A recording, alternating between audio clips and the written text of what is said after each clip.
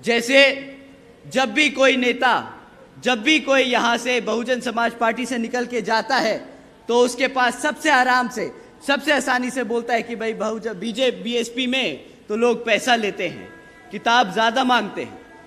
साथियों, हकीकत तो यह है कि जो विपक्षी पार्टियां हैं, आपने इलेक्टोरल बॉन्ड्स के बारे में सुना है?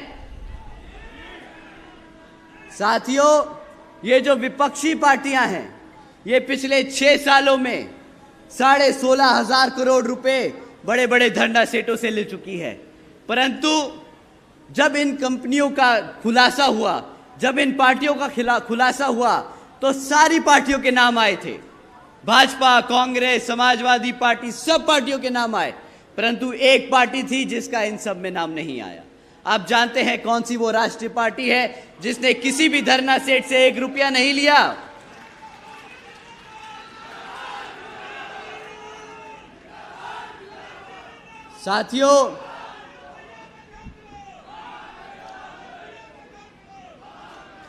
साथियों, बहुजन समाज पार्टी का उस लिस्ट में इसलिए नहीं नाम था क्योंकि बहुजन समाज पार्टी एक लौती पार्टी है जो अपने कार्यकर्ता, अपने समर्थकों के तन मन धन से चलती है, ना कि किसी धरना सेठ के पैसों से। साथियों, बीएसपी केवल यहां उत्तर प्रदेश में नहीं बल्कि पूरे देश में बड़े बड़े पूंजीपतियों और धरना सेठों के सहारे से नहीं बल्कि अपने लोगों, अपने समर्थकों, अपने कार्यकर्ताओं के तन मन और धन के सहयोग से चलती आई है और यहां पर चुनाव लड़ती आई है और आगे भी आप ही के तन मन और धन के भरोसे ये पार्टी पूरे देश भर में चुनाव लड़ती जाएगी।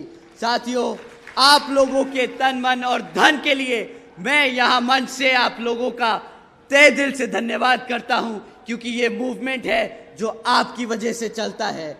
आप लोगों का तहे दिल से धन्यवाद। साथियों, इस लोकसभा आम चुनाव में विपक्षी पार्टियां आप लोगों के बीच में आकर तरह तरह की बात करेंगी। वो आप लोगों को मैनिफेस्टो जारी करके आप लोगों को तरह तरह के वादे सुनाएंगी।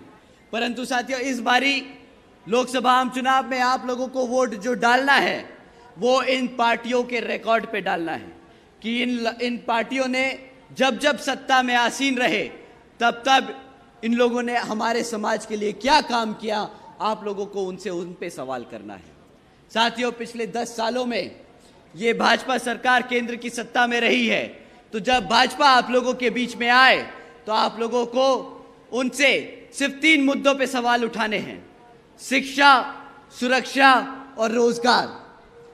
मैं किसी जाति, धर्म या किसी जाति या धर्म के आधार पे आप लोगों से नहीं कहूंगा कि उन पे सवाल करो। हम आपसे नहीं कहेंगे कि राम मंदिर के ऊपर सवाल करो। साथियों, बाबा साहब ने हमें शिक्षा के आधार पर अपना संवैधानिक हक और उनके राजनीतिक ताकत के लिए लड़ना सिखाया था। तो हम सिर्फ शिक्षा, सुरक्षा और रोजगार के लिए बात करेंगे।